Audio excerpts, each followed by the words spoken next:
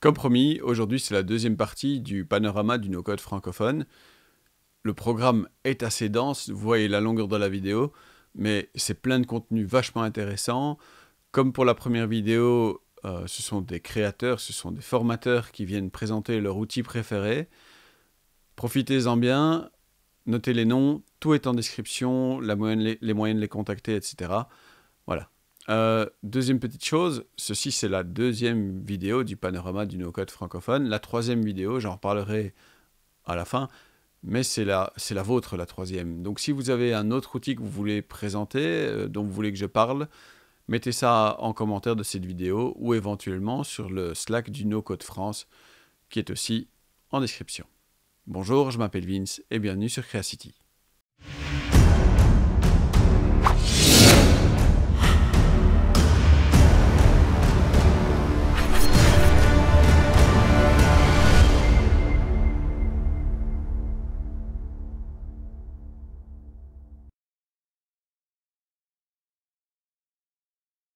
Cette deuxième vidéo est extrêmement dense, donc on va commencer assez vite.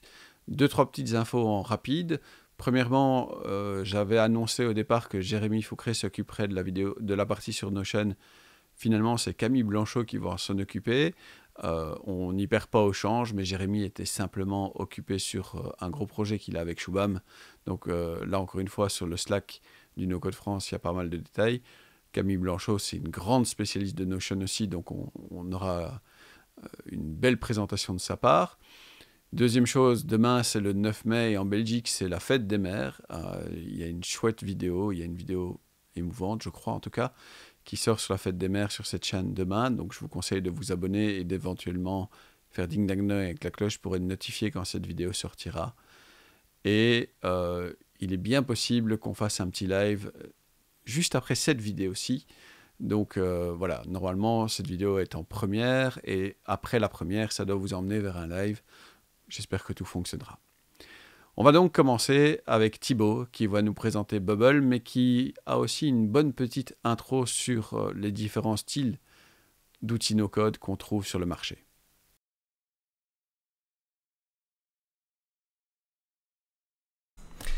Salut, c'est Thibaut. J'ai créé Auto, qui est la première plateforme pour apprendre à créer son application sans code au niveau de la programmation visuelle avec des outils comme Bubble et Adalo. Et aujourd'hui, j'ai envie de te parler de mon outil préféré qui est Bubble. Alors avant de rentrer dans les détails, j'aimerais juste te montrer un petit peu à quel point moi personnellement Bubble a changé ma vie. C'est que en fait, Auto c'est ma 6e boîte. Et jusqu'à présent, j'avais toujours eu besoin d'un développeur ou d'une agence pour faire quelque chose et j'avais pas forcément les moyens de le faire. Et quand j'ai découvert Bubble et que j'ai appris tout seul, c'est la première fois où j'ai eu enfin le choix de faire ce que je voulais, de comprendre mon produit, de le maîtriser, de pouvoir le faire évoluer jusqu'à maintenant. Parce qu'il faut savoir que la version de Auto que vous voyez n'est pas du tout la même qu'il y a 2 ans. Et ce qui est génial, c'est que ça vous permet c'est permis grâce à un outil no-code et surtout un outil no-code dit intégré. Alors pour expliquer, il y a 2 types d'outils. Il y a les outils modulaires qui sont Webflow, Airtable, Card et tous ces outils-là qu'on va brancher entre eux avec des API connectors, donc ce qu'on va appeler Integromat et Zapier, qui vont permettre d'échanger des informations et des données entre ces différents services. Et de l'autre côté, vous avez ce qu'on appelle la programmation visuelle avec les outils intégrés, qui sont des gros outils qui vont intégrer toutes les fonctionnalités à l'intérieur, mais qui vont être un peu plus complexes à utiliser forcément parce qu'il y a un apprentissage à faire dessus. On compte Bubble principalement, qui est un des plus gros outils no-code existants, et Adalo et quelques autres outils. Aujourd'hui, moi, je vais me concentrer sur la partie programmation visuelle avec Bubble et vous expliquer en fait pourquoi Bubble, à mon avis, est un des outils à maîtriser en 2021 et dans les années futures.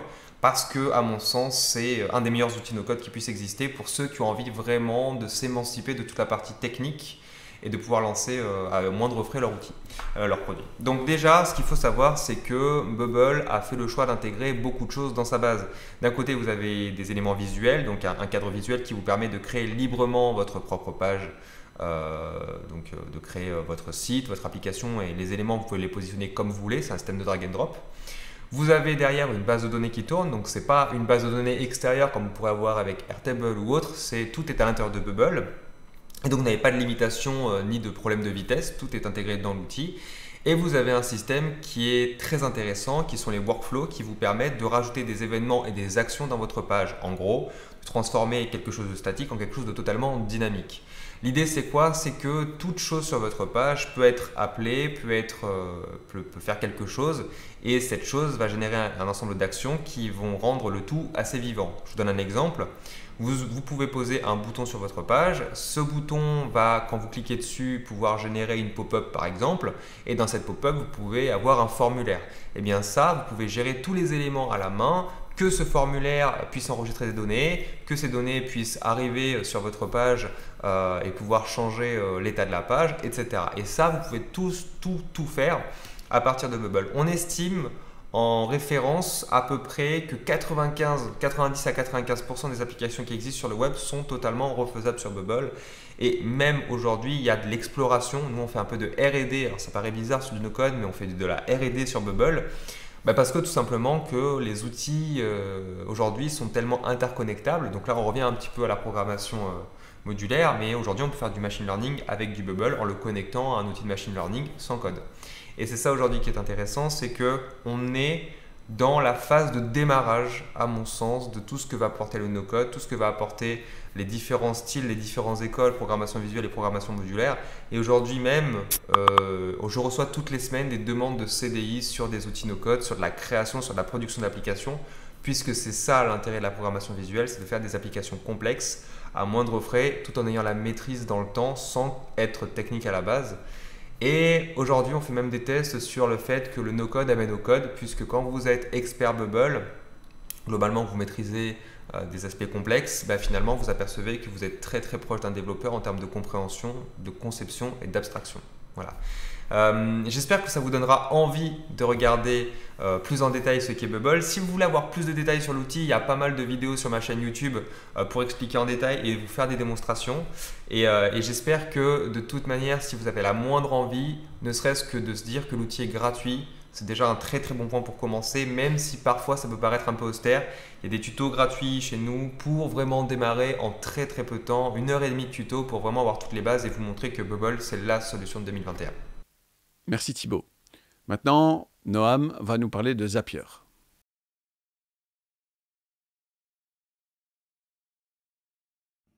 Voici une courte introduction à Zapier. Je m'appelle Noam, je suis consultant et formateur Airtable et Zapier. Et depuis 2018, j'aide des dizaines d'organisations à se digitaliser et à automatiser leurs tâches à faible valeur ajoutée. Je suis également expert certifié Zapier. Alors Zapier, à quoi ça sert? Zapier va vous permettre de connecter votre application à 3000 autres sans une seule ligne de code. Alors comment ça fonctionne? Zapier est déjà préconnecté à ces milliers d'applications via leur API. C'est comme si vous voyagiez à travers le monde avec à votre disposition un traducteur qui connaît toutes les langues du monde. Alors, avant tout, ce que va vous permettre Zapier, c'est de créer des règles de workflow automatisées. Très simplement, à l'aide d'une interface visuelle. Il vous suffit de définir deux choses. Un, ce qu'on appelle le trigger, donc le déclencheur, donc quel événement vous devez suivre. Par exemple, une nouvelle ligne dans votre Airtable ou dans votre Google Sheet. Et une action. Donc si cet événement arrive, quelle action vous souhaitez effectuer. Donc par exemple, envoyer un email. Donc vous allez pouvoir, grâce à ces workflows, gagner énormément de temps. Mais Zapier, ce n'est pas seulement ça.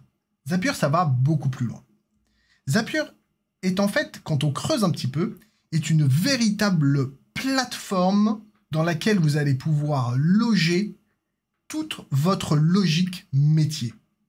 D'accord? Donc, à part les règles de workflow automatisées, Zapier peut effectuer du formatage de données de manière automatique, effectuer du transfert de données d'une application à une autre. Zapier vous permet aussi d'insérer du code en Python ou en JavaScript, de créer des mécanismes d'approbation avec une validation humaine, et également de la génération automatique de documents, et encore énormément de choses. Donc, je vous invite à tester Zapier, à apprendre à l'utiliser et à économiser du temps. Et je vous dis à bientôt pour une prochaine vidéo. Merci Noam. Au tour de Stan de nous parler de Glide.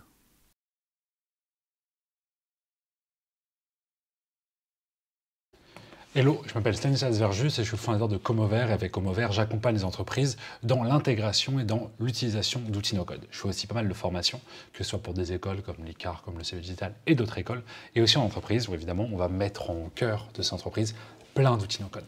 Mon histoire avec le no-code, ça date d'il y a 2 ans à peu près. J'ai découvert un outil qui s'appelle Glide. Et Glide qui est devenu mon outil de cœur, qui est devenu un outil où je suis expert, certifié par l'application.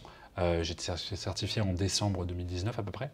Et ça a été vraiment voilà, mon coup de cœur, l'outil où j'ai été fan et qui m'a donné envie de continuer évidemment et de progresser dans le no-code. Cet outil, et je peux vous le présenter grâce à cette incroyable maintenant, on va dire, digitalisation de tous nos processus et grâce évidemment à Streamlabs, maintenant à OBS plutôt qu'un très bon logiciel de capture. Là, je voulais vous montrer un exemple, c'est mon sixième. Mon sixième, c'est une application que j'ai fait en 4 heures à peu près.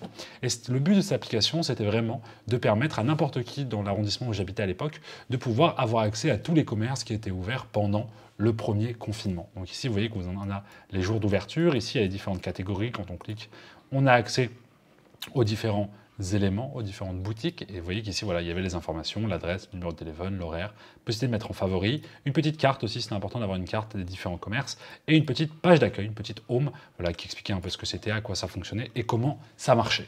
Et voilà, et Glide, c'est vraiment l'outil aujourd'hui, si je peux vous présenter un petit peu, parce que j'ai la chance d'avoir ce partage d'écran. Glide, leur concept, c'est de vous offrir la possibilité, en 5 minutes, rapidement, depuis uniquement une Google Sheet, de faire une application mobile.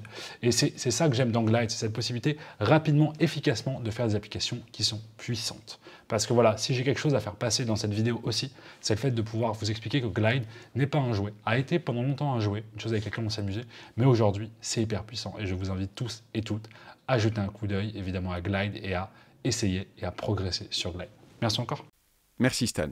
Théo Roland va à présent nous parler de Webflow.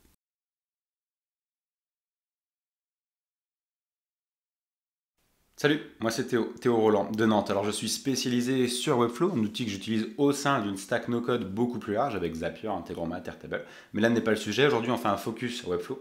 Webflow je le connais très bien, je l'utilise au quotidien pour de la prestation pour des clients, mais aussi surtout pour de la formation au sein de ma formation Init Programme, qui est une formation Webflow francophone. Alors, Webflow, à quoi ça sert? Surtout à faire des sites web vitrines et e-commerce. On ne va pas faire des automatisations, on ne va pas faire des applications, on va s'arrêter au site web. Mais la grosse force de Webflow, c'est qu'on va pouvoir concevoir des sites web sur mesure au pixel près. On va venir partir d'une page blanche, on va y intégrer des éléments qui sont issus du HTML, qui sont intégrés visuellement, et on va venir y appliquer des notions de style, issues du CSS, mais que l'on va là encore appliquer visuellement. Donc on ne tape pas de code, mais on a la même liberté technique que du code, le tout plus rapidement, plus aisément. Ok, première grande force. Deuxième grande force pour moi, c'est le contenu dynamique. Le contenu dynamique, donc, ce sont des données que l'on va venir intégrer dans des templates. Par exemple, pour un blog, on va avoir un template de page article dans lequel on va venir intégrer les données. On n'écrit pas le code pour les 36 000 articles qu'on va faire, on va avoir un template et on va injecter les données des 36 000 articles. Ok. Troisième avantage pour moi, c'est sa puissance. En fait, Webflow vient vraiment rehausser le standard des sites web. Parce que, en gros, on est hébergé chez Amazon, donc chez AWS, on est délivré par des CDN, des Content Delivery Network, et on va avoir une notion de sauvegarde automatique et autres. Okay. Qu'est-ce que ça veut dire tout ce jargon technique? Ça veut dire que ton site il est délivré rapidement, partout dans le monde, peu importe donc la connexion, et en plus de ça, il va être sauvegardé automatiquement, de sorte à pouvoir réavoir une sauvegarde au cas où on a un problème avec notre site, ou en développement, ou en production. Okay. Ça, c'était le troisième gros point. Et le quatrième, si je pouvais en donner un dernier, ce serait surtout les animations que moi j'adore tout particulièrement en tant que designer. C'est une façon de créer des animations pour faire des animations au clic, au survol, lorsque la souris se déplace, lorsque ma page scroll, lorsque ma page charge, etc. On a un système d'animation IX 2.0 qui est vraiment complet, qui permet vraiment de faire des choses sur mesure là encore. Ok. Bon. Si je devais dire et terminer rapidement avec une envie que j'attends avec impatience pour Webflow, ce serait surtout les comptes clients et le e-commerce. Les comptes clients, ils sont encore pas implémentés dans Webflow. C'est quelque chose qui vient par un acteur externe qui s'appelle MemberStack, mais qui n'est pas natif. Et pour le e-commerce, aujourd'hui, on est sur un e-commerce qui est basique, qui permet de fonctionner avec des produits digitaux, mais qui fonctionne mal avec des produits physiques. Donc on attend que ça arrive et que ça se développe. Voilà, c'est tout pour Webflow. J'espère que ça t'a plu. À très vite, c'était Théo. Ciao. Merci Théo. Et last but not least, Camille va nous parler de Notion.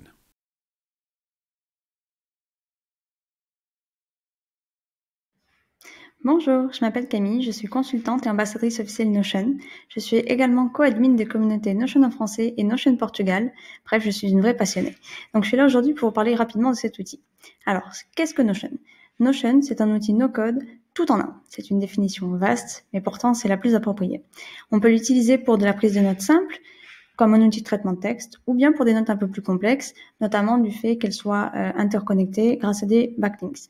Mais la force principale de cet outil vient du fait qu'on puisse y ajouter d'autres types de contenus au sein de nos pages, c'est-à-dire médias, liens externes, des intégrations diverses, mais surtout les bases de données. En effet, Notion nous permet de créer facilement des bases de données totalement modulables, où les données sont visualisables sous plusieurs formes, en fonction de vues prédéfinies, table, liste, calendrier, galerie ou encore vue chronologique, mais également en fonction de filtres que nous pouvons appliquer nous-mêmes. De même, vous pouvez faire apparaître les mêmes informations de base à plusieurs endroits. Concrètement, ça donne libre cours à notre imagination et ça permet à l'utilisateur de créer un système qui lui ressemble, que ce soit pour de l'utilisation personnelle ou bien professionnelle. Notion nous permet de créer l'outil qui nous ressemble en fonction de nos besoins. Ses points forts, sa flexibilité, son bas coût, la possibilité de partager des pages publiquement, sa disponibilité sous le navigateur web, applications Windows et Mac, et enfin Android et iOS, et sa communauté. Que vous cherchez à créer un portfolio, à classer vos recettes, à planifier votre voyage ou votre mariage, à gérer vos projets ou à collaborer en équipe, eh bien c'est possible. De mon côté, je l'utilise pour m'organiser au quotidien, que ce soit sur mes tâches professionnelles, pour gérer mes différents projets, mais également pour gérer ma vie personnelle, comme avec des listes de courses, une liste d'anniversaires, mon journal des rêves, des notes variées, carnet de recettes, enfin à peu près tout ce que vous pouvez imaginer. Voilà, moi j'adore l'utiliser et je pense que ça ne va pas s'arrêter de sitôt. Voilà, donc j'espère que ça vous aura aidé et n'hésitez pas à le prendre en main. C'est vrai qu'au départ, c'est pas forcément évident parce que c'est extrêmement flexible et du coup permissif. On peut vite faire tout ou n'importe quoi avec Notion, mais il faut pas avoir peur d'expérimenter et de recommencer parce que vraiment c'est en manipulant qu'on comprend l'outil et qu'on peut du coup enfin, une fois qu'on a compris le mécanisme et qu'on sait ce qu'on veut créer dans sa tête, qu'on est vraiment au clair là-dessus, bah il y a plus qu'à. Et c'est génial. Après, d'avoir un outil qui nous ressemble et qu'on contrôle vraiment, ça n'a pas de prix à mes yeux. Voilà. Merci Camille. Tout le monde sait que j'adore Notion. Je vous rappelle qu'il y a toujours en description ma formation pour bien démarrer avec Notion avec un beau petit code de réduction puisque mon fils insiste pour que je donne des réductions à tout le monde. Ce deuxième épisode du panorama du no-code francophone est à présent terminé et le troisième épisode, c'est à vous. À vous de me dire quels outils vous voudriez qu'on présente et à vous de me dire si vous avez un peu de courage pour présenter un de ces outils et pour apparaître dans la prochaine vidéo. Laissez-moi un message ici en commentaire, peut-être par mail, mais évidemment sur aussi le Slack du No-Code France, dont je remets le lien ici en description. Merci d'avoir regardé cette vidéo. Soyez sympa dans vos commentaires parce que les trolls, c'est uniquement chouette quand ça danse, ça chante ou ça fait des câlins. N'oubliez pas de vous abonner, de commenter, de partager, d'aimer et de faire ding ding dong la cloche. J'espère vous revoir bientôt. Merci. Au revoir.